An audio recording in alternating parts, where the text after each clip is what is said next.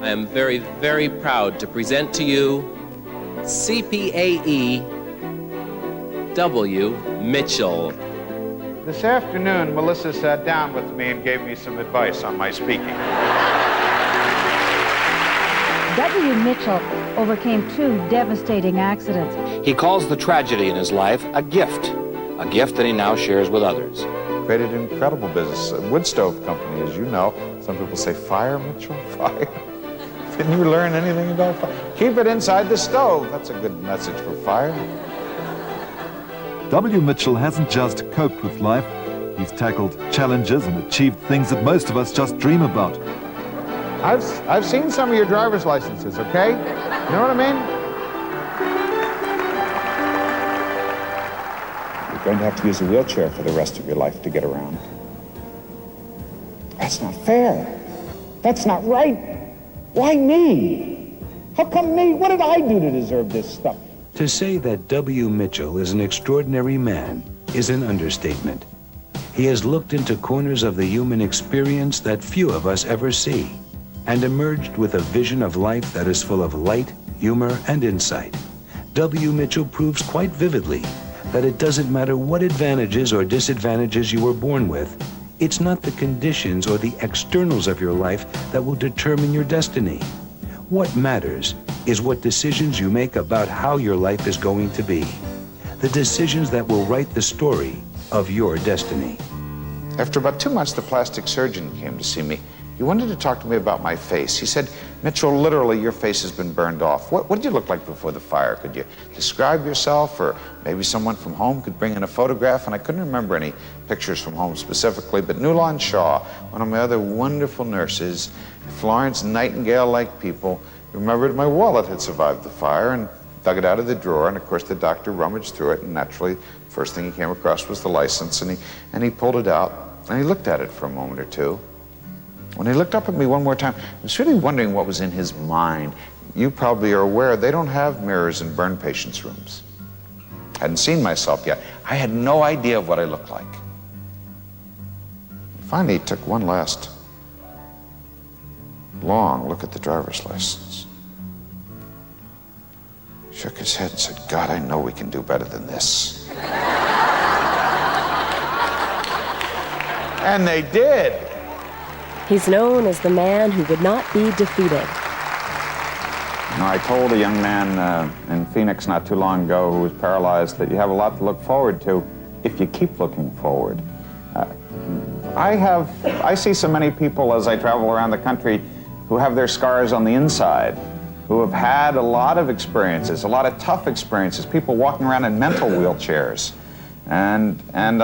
Mental wheelchairs. And I tell people, if you can take responsibility for your life, I don't believe I drove into the laundry truck on purpose. I don't believe I crashed the airplane on purpose and tried to get paralyzed, but they did happen to me.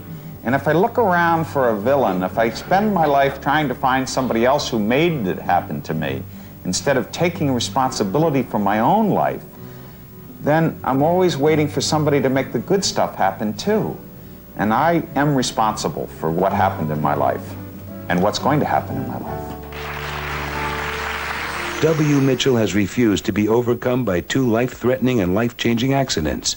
Disastrous events which, if given the power, could have ruled his life to the end. It was almost a month after that accident that a call came in one day from a young woman in Crested Butte, not much older than you, Melissa.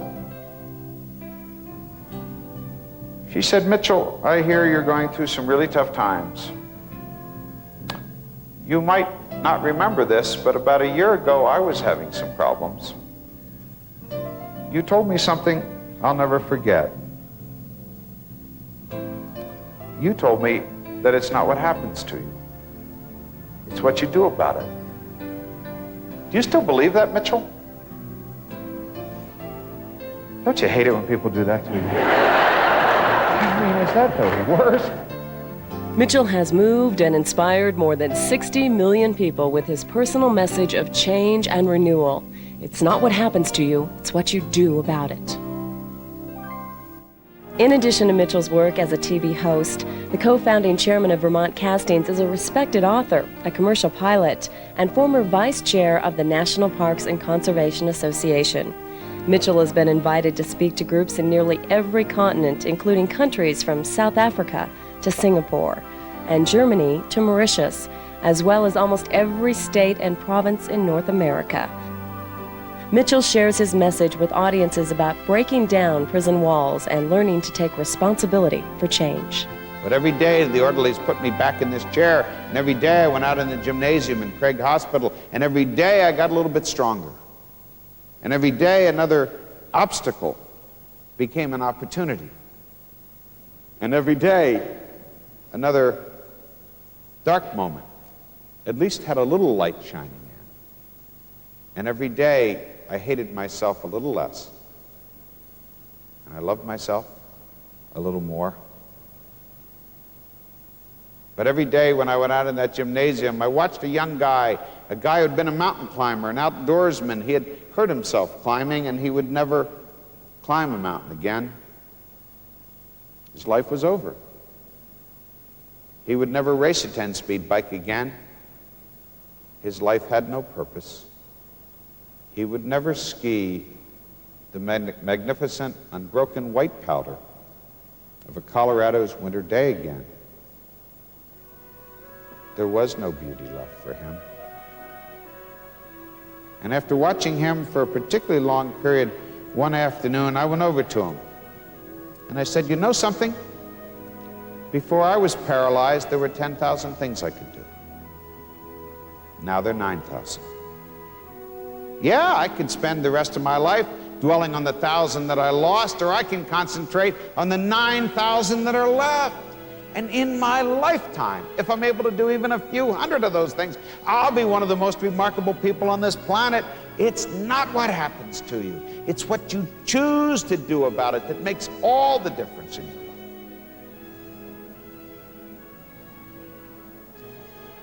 Life's not easy.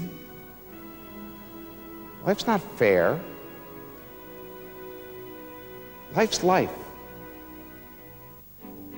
I talk a lot about change. I talk about the change that's thrust upon us when we least expect it.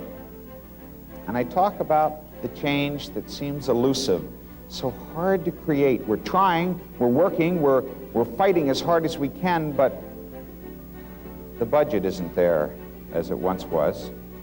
The appreciation and the recognition isn't there. Our bosses seem too busy, you see. They have so many other things going on, and they're not sure how important we really are to their organization. But somewhere during the 2 years that it took me to learn how to use these new hands, to learn how to dress myself and feed myself and go out by myself and drive a car again. And yes, fly an airplane again. Somewhere along those streets of San Francisco, I forgot how funny looking I was.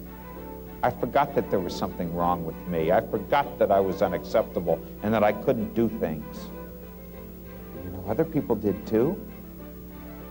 You know, what I learned was that what I focus on in life is so often what comes back to me. When I think about my inability, when I think about my disability, when I think about my worthlessness, isn't that so often what you get back?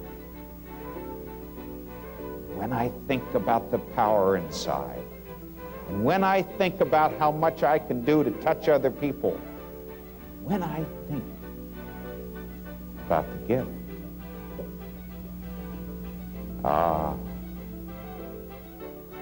life is a series of steps.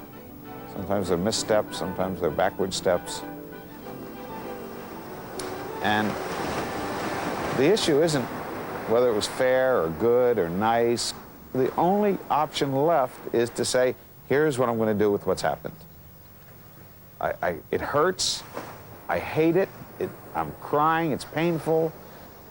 It's wrong, but it happened. And now here's Mitchell, and he has short fingers, and he's now in a wheelchair.